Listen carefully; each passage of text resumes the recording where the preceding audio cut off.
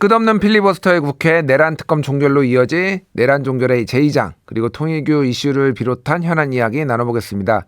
서울시장 선거 출마를 가장 먼저 선언하신 박홍근 더불어민주당 의원 연결되어 있습니다. 의원님 안녕하세요. 네, 안녕하십니까. 예, 의원님 오늘 스튜디오에 모시고 얘기하려고 그랬는데 이 동네가 너무 교통이 많이 막힙니다. 그러게 말이에요. 너무 많이 막혀가지고 저도 얼굴 뵙고 인사드리고 싶었는데 아쉽습니다. 아이고, 죄송합니다. 네. 예, 또 다음에 기회가 되면 한 번 더 모시는 걸로 하고요. 네. 자, 먼저 국회 상황 여쭤보겠습니다. 지금 필리버스터, 국민의힘 야당이 필리버스터를 하고 있습니다. 민주당 입장이 좀 어떤 건지 궁금합니다. 물론 이제 국민들이 보시기에 이렇게 연일 필리버스터가 진행되고 있고 이걸 또 강제 종료하는 것이 사실은 뭐 정상적이지 않은 부분이 있습니다.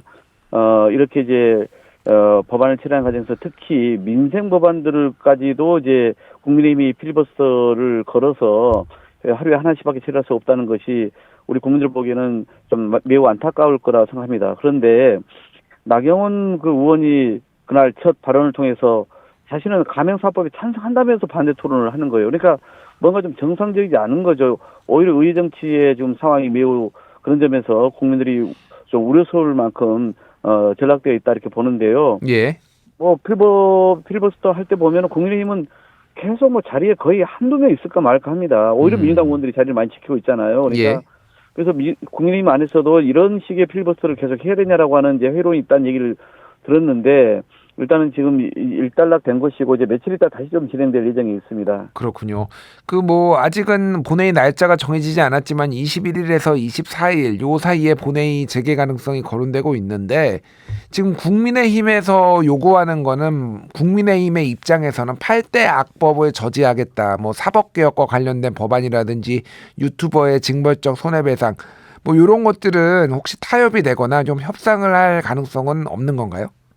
이제 원내 대표단이 최종적으로 법안을 뭐 2개 할지 3개 할지 아직은 최종적으로 정리된 것 같지는 않습니다. 예. 거기에 따라서 이제 뭐 21일부터 할지 22일부터 할지 최종적으로 이제 본회의 소집 여부가 결정 날 것 같은데요.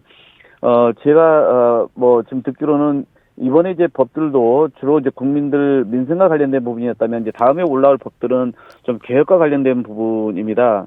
특히 이제 뭐 현재의 사법부의 미온적인 태도 등에 의해서 내란을 전담하는 재판부가 필요하다는 그런 국민들의 또 동의율이 꽤 높게 나오고 있지 않습니까? 이제 그런 법들이 올라올 가능성이 이제 매우 높고요. 그런 점에서 일단은 이제 민생 법안을 그동안 이렇게 좀 발목을 잡았던 이제 국민의힘이었는데 이제는 이제 마치 과거에 열린우리당 때 자기들이 이제 개혁 그 사법을 가지고 자기들이 반대하면서 뭔가 좀 지지를 받는 짓했던 경험이 있지 않습니까? 예. 자기들도 이번에 그런 생각을 갖고 좀 준비를 하는 것 같은데 그러나 저는 이 내란 전담 재판부는 말 그대로 현재의 사법부가 그 불신을 자초하면서 시작된 일이었고 국민 다수도 동의하는 일인데 그래서 이제 저희가 지난번 의원총회에서 저도 발언했습니다마는 그래서 이걸 시민단체도 얘기하는 것처럼 2심부터 적용하자. 예. 그리고 또 추천위원회 구성해서 법무부 등을 좀 빼면 이런 시비가 거의 없어지지 않겠냐. 이렇게 해서 그런 부분을 충분히 보완하겠다고 정청래 대표마저도 얘기를 하고 계시거든요. 예. 그런 내용이기 때문에 일단 저로서 이런 부분까지 반대한다면 또 부득이 저로서는 이제 필리버스터 방식으로 또 처리할 수밖에 없는 상황이 올 것이다 이렇게 보고 있습니다. 알겠습니다. 내란 전담 재판부 말씀하셨으니까 제가 이제 앞에서 코너에서 여론조사를 소개해 드렸는데 한국갤럽의 지난 금요일에 이제 발표된 여론조사에 따르면은 내란 전담 재판부 설치돼서 찬반이 정확하게 40대 40이더라고요. 네. 그만큼 이제 이거에 대해서는 국민적으로 이견이 분분하다라고 이제 얘기를 했는데 민주당 지지자들은 어쨌든 이거를 해야 된다라는 게 여론이 높은 상황이고 그런 것 같아요. 그래서 우려가 있는 것에 대해서는 보완을 어떻게 할 것인가 지금 이게 보완이 된 거는 맞는 것인가 이런 거를 좀 물어보시는 분들이 많더라고요. 예. 근데 제가 좀 전에 말씀드린 것처럼 이제 이 40대 40 나오는 것이 그동안 하도 이제 유연성이 있다고 해서 부정 여론이 좀 더 올라간 거 아니겠습니까? 예. 그런데 이제 저희가 이번에 다시 보완한 그 법안을 다시 수정안으로 좀 정리를 하고 있는 거고요. 거기는 이런 유언적 요소를 제거하기 때문에 아마 그렇다면 2심부터 적용하고 또 유언적인 어떤 부분을 저희가 정리한 다음에 법안을 낸다면 국민들 입장에서도 그게 부담이 좀 덜어질 거라 생각을 합니다. 예. 이제 알다시피 예, 이 재판이라고 하는 게 결국은 그동안 이 조희대 대법원장부터 지기현 판사 이런 사람들이 너무 이 제대로 사법부의 역할을 못하면서 이 영장 심사에서 기각해주고 또 내란 소개를 풀어주고 너무 시간을 길게 끌면서 또 웃으면서 재판을 하고 이러니까 불신이 매우 커졌기 때문에 이 재판부 가지고는 안 되겠다는 생각이 컸던 것인데 예. 다만 1심 재판부터 적용할 때 여러 가지 유언적 시비 때문에 혹시 내란 우두머리가 풀려날 가능성 그리고 장기화 될 것이라는 그런 염려가 있지 않습니까? 그렇기 예. 때문에 저희가 참여연대 등 또는 민변 등의 그런 의견을 이제 반영해서 2심부터 적용하면서 그런 유언적 측면을 제거하면은 충분히 저희는 뭐 정당성이 있다 이렇게 보고 있는 것이죠. 알겠습니다. 자, 오늘 내란 특검 최종 수사 결과 발표 이제 나왔는데요.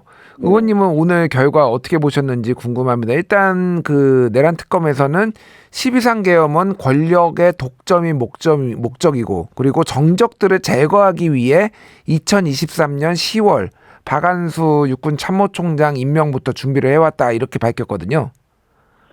네, 그래서 오늘 이제 특검 발표 내용은 우리 당은 이미 계엄 그 선포 전부터 이런 흐름을 감지해서 계속 여론에 저희가 호소해 오지 않았습니까? 김민석 총리나 박선원 의원 등이 계속 경고했잖아요. 예.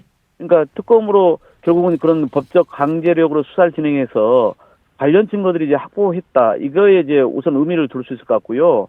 다만 좀 아쉬운 것은 이제 김건희의 이 내란 계엄 개입 정황 이런 걸 입증하지 못했는데 예. 뭐 예를 들어서 뭐 계엄 끝나고 나서 뭐 윤석열 한테 뭐 너 때문에 다 망쳤다 이렇게 소리지고 싸웠다 이런 이야기가 나오지 않았습니까? 그러니까 예. 아무 관련이 없다고 볼 수 없는 것인데 그런 점에서 좀 아쉬운 한계가 있다 보고 또 애초에 그 내란도 여러 그 행정만 좀 파악이 됐지 과연 애초에 어디서 출발이 됐고 누가 어떻게 기획을 했고 이런 게 명확히 좀 드러나지 않은 부분이 좀 많습니다. 그래서 예.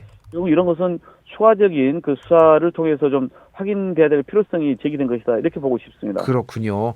제가 궁금한 게 이제 정청래 대표 같은 경우에도 3대 종합 특검을 추진해야 된다라는 그 당위성을 좀 밝혔고, 근데 야당에서는 지금 통일교 이 관련된 경찰의 수사도 특검에 넣어야 된다 이렇게 얘기를 하고 있는데 의원님은 좀 이 사안에 대해서는 어떻게 보십니까?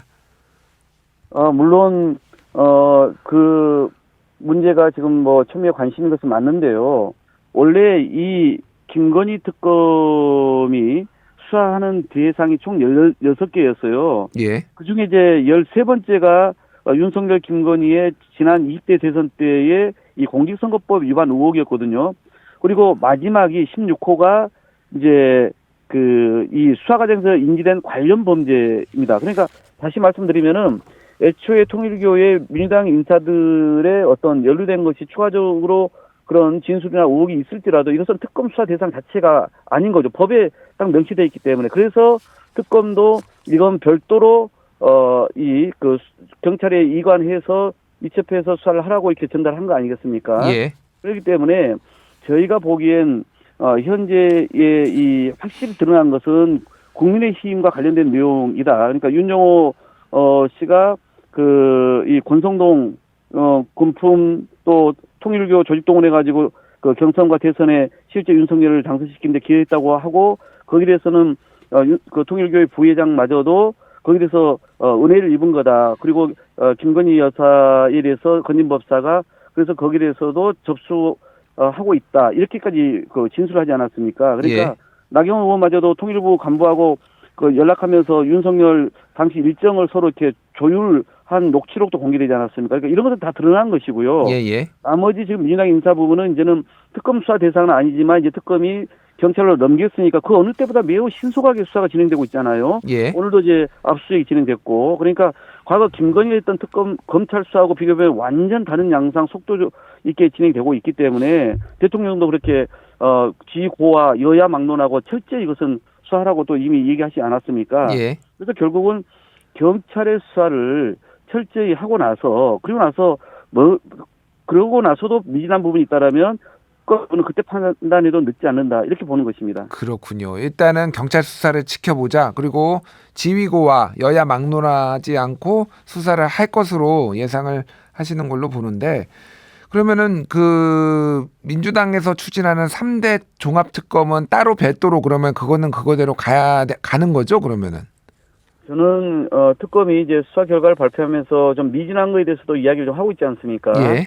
그러니까 국민들도 납득할 만한 것들이죠. 수사의 인력, 기간, 또 수사의 대상 이런 게 한계가 많았다는 거 아닙니까?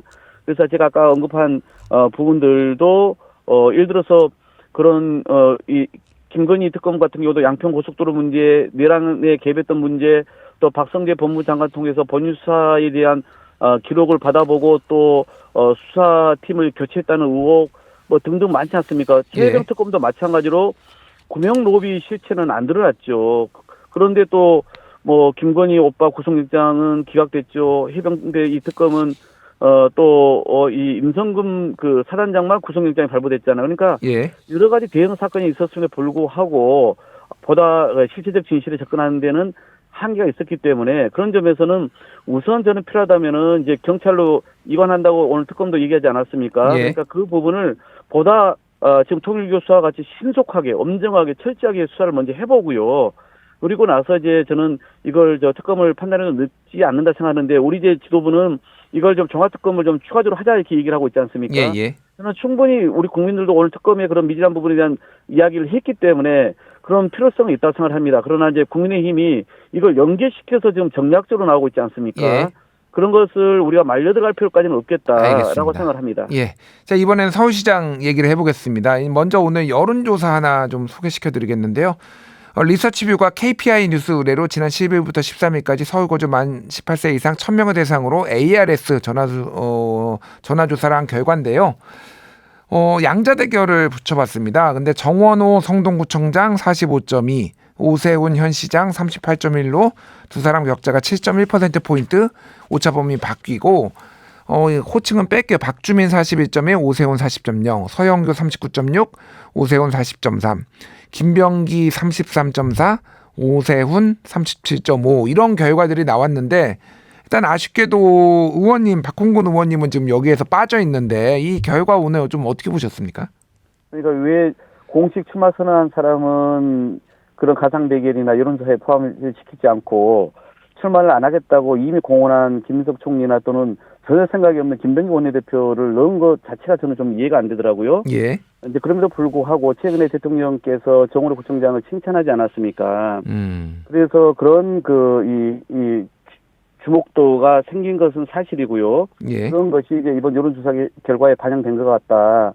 물론 ARS 조사이기 때문에 좀 더 이게 이 시점 말고 그러니까 대통령이 칭찬한 직후의 시점 말고 향후에 어떻게 여론이 좀 바뀌어가는지도 좀 봐야 됩니다. 예. 그런데 좀 분명한 것은 오세훈 시장이 결코 강하지 않다는 것을 확인한 거 아니겠습니까? 그렇군요. 저는 이것을 일찌감치 얘기를 해왔습니다. 오세훈 시장은 오르막길이 아니라 이제는 내리막길만 있다. 본인이 기소돼서 재판을 이제 받는 신분에 있기 때문에 또 여러 가지 한강버섯 포함해서 실정, 무능이 많이 드러났기 때문에 피로감을 갖는 시민들 입장에서는 또다시 시장직을 중간에 내놔야 할지도 모르는 사람을 시장으로 택할 리가 없다는 게 그동안 제가 얘기를 해왔던 부분이거든요. 그러니까 예. 이제 그게 정원호 청장이건 누군가에 좀 더 이 우리 지지자들의 주목도를 받고 또 여론의 어떤 관심을 끌면서 그러면은 아마 가면 갈수록 저는 오세훈 시장을 그 누가 나와도 이길 수 있는 흐름으로 갈 것이라고 예상합니다. 그렇군요.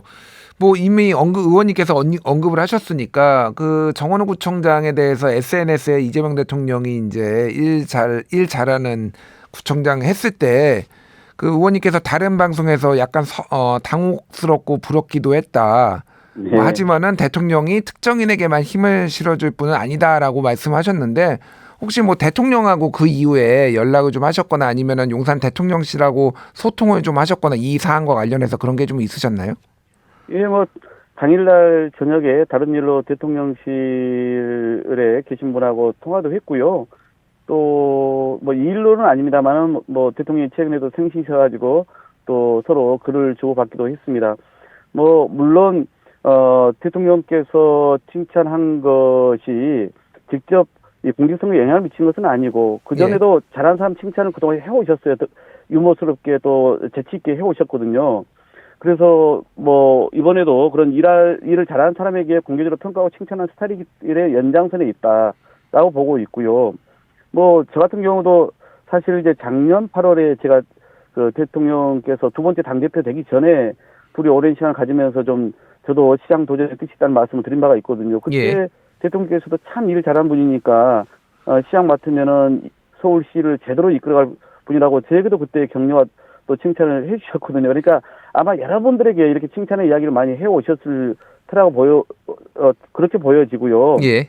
예, 물론 이제 저도 그런 점에서 보자라면은 좋은 분들이 좀 많이 나와서 선의 경쟁을 하는 게 민주당 흥행을 일으키고 또 우리 시민들의 관심을 좀 더 집중시키는 그런 방법 아니겠습니까? 그래서 예. 저는 우리 정호석 구청장뿐만 아니라 여러 명이 나오면 좋겠다고 그동안 얘기를 알겠습니다. 해왔고요. 예. 그래서 대통령과의 어떤 깊은 신뢰, 또 이명 정부의 성공을 확실하게 뒷받침할 사람이 누구냐, 또 누가 품격이 있으면서도 유능하고 검증하냐 이런 것을 시민들께서 확실히 평가해 줄 거라 기대하고 있습니다. 알겠습니다. 시간이 많지 않아서 의원님한테 빨리 홍보할 기회를 드려야 돼요. 제가. 의원님 그렇습니다. 네. 출마 선언에서 서울의 삼불이 네네. 문제다라고 얘기를 하셨는데 이게 불안정, 불평등, 불균형 이거를 지적을 네네. 하셨더라고요. 그래서 이거를 왜 이게 문제인지 어떻게 해소할 건지를 좀 말씀해 주시죠. 알다시피 오세훈 시정의 가장 큰 문제는 시정의 중심에 시민의 삶이 없다는 거거든요. 그래서 제가 시민 없는 시정이라는 표현을 많이 썼는데 그러니까 계속 전시성 개발에만 매달린 단절의 도시를 만들어 왔어요. 그게 이제 한강 르네상스, 그레이트 한강 이런 것처럼 계속 그렇게 해오니까 시민의 일상은 바뀌지가 않습니다. 그래서 이 전시성 사업에만 서울시 예산을 쏟아붓고 하다 보니까 오세훈 시장이 다시 되고 나와서 지금 7조 9천억이 빚이 더 쌓였거든요. 채무가 지금부터 25조가 된 것인데 제가 예. 그래서 얘기한 게 이 시민의 삶을 바꾸는데 더 집중하는 시정을 가야 된다. 가령 집값, 임대료, 교통비, 돌봄 이런 부담까지 정말 시민들 삶이 하루하루 힘들거든요.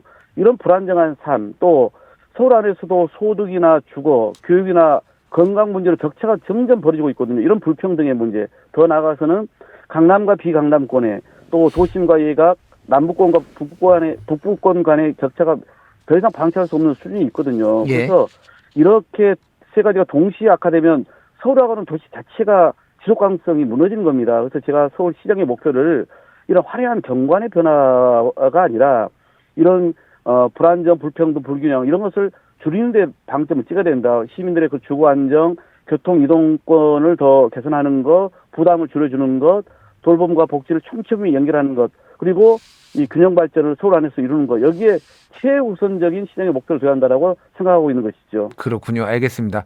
자, 한 40초 정도 있는 것 같은데요. 왜 박홍근이 서울시장이 돼야 되는지 우리 청취자분들께 좀 설명을 해주시죠. 알다시피 저는 이재명 대통령을 3선 당시 국회의원 중에 또 서울 지역 국회의원 중에서 최초로 공개 지지선을 하고 캠프를 짜서 비서실장으로서 대통령 후보를 만들었습니다. 그리고 또 원내대표 때는 윤석열 정부의 그 무도한 정치 탄압에 맞서 같이 싸웠고 또 실정, 폭정에 대해서 제대로 견제해 왔었습니다. 그리고 이번 대통령 되고 나서는 이재명 정부의 5개년 계획을 짜는 그런 국정기획위원회 총괄 본과장으로서 또 검찰개혁을 포함한 정부조직팀장으로서 이 뼈대를 갖춰줬습니다. 이런 대통령과 신뢰를 가지고 확실하게 이재명 정부를 뒷받침하고 그러면서도 유능하고 품격 있게 국회 예결위원장 또 민생실천위원장을 하면서 현장을 누볐던 그런 조정 갈등 능력이 있습니다. 이런 걸 통해서 시민의 삶을 실질적으로 개선하고 서울의 역동적인 미래를 만들 수 있는 그런 검증된 후보다라고 저는 보고 시민들께 평가를 받고 싶습니다. 알겠습니다. 여기까지 하겠습니다. 지금까지 박홍근 더불어민주당 의원이었습니다. 감사합니다. 네, 고맙습니다. 예, 방송 중 소개한 여론조사의 자세한 사항은 중앙선거여론조사 심의위원회 홈페이지를 참조하시면 됩니다.